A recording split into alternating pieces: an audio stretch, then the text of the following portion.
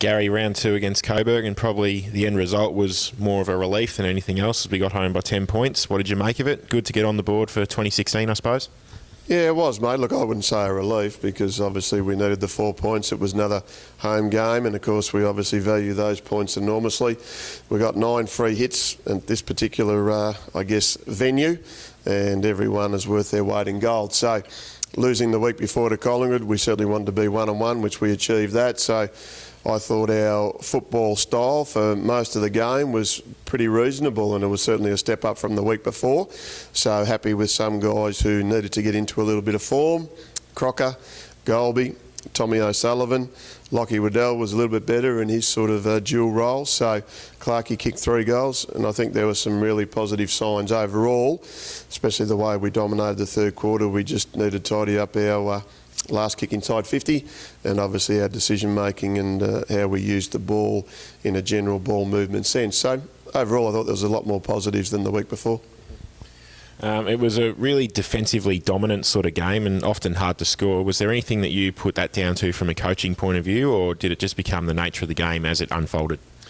No, it started off like that pretty much in the first quarter, even though we were 4 goals, but actually Coburg play a game, I guess it could be classed a little bit like keepings off. Their ball movement will be to try and find someone in a hit-up position, so he'll lead towards the guy with the ball, and they won't technically kick to too many contests, and they'll try and then get quick play into their forward 50 with possibly a Ahmed Saad type running onto it goal side from our defenders. So it was 6 goals to 10 at 3/4 time, and as a defensive unit, if we're talking team defence, we're pretty happy with that, because you'd have to say the opposition would have to double their score to win the game.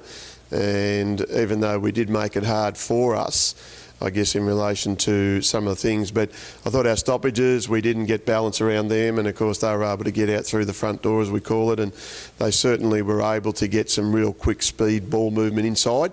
And sometimes your defenders are in the right positions, but because of the speed with which the ball comes through the air and out of stoppages and out of 50-50s, there's not much you can really do with it, mate, and that's not how we want to play, obviously. So we can tidy up at the source, and then you don't get that really quick movement.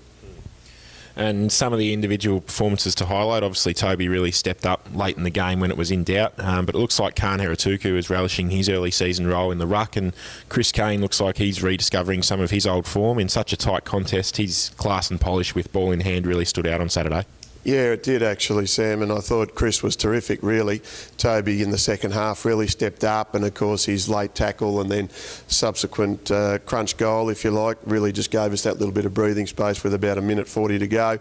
And Khan's just been a revelation, really, in the ruck, and that's what we want to continue to see, because he's very mobile, he's very fit, he's a big boy, and what we've got to do, though, is just get him to work well with the other 2 defenders, and Saad doesn't take an easy mark that he did. So there's always little things that we can improve on, and that's the beauty about footy. And I think we're hanging tough as a side in relation to the resolve, and it was evident the week before against Collingwood, and certainly again on the weekend. So as an overall team, we need our development getting amongst the wins, and they certainly need to improve and put pressure on a lot of the boys that are probably not playing as well, but we've got to make sure that we're getting that internal pressure, and that's going to be an aim, certainly starting as early as this week, mate. And so this week is against the Northern Blues, who we faced just a few weeks ago in our final practice match. What's the week going to look like for us? You mentioned the Development League. It might be hard to build a case for any of those boys to push for selection, but is there anyone on the horizon perhaps to come back from any injury setbacks or the like? Oh, there's a few to come back from injuries, no doubt about that. We'd like to think that Dan Toman will be available because he's had a broken rib, so he'd have to be pretty close. Guy Dixon should have been right after his concussion. Tommy Gordon, there's another one that was in pretty good form and then just had a very, very slight back issue. I'd like to think that Fabian Branner-Canasano's now obviously served his 2-week suspension. Jared Matheson's another one.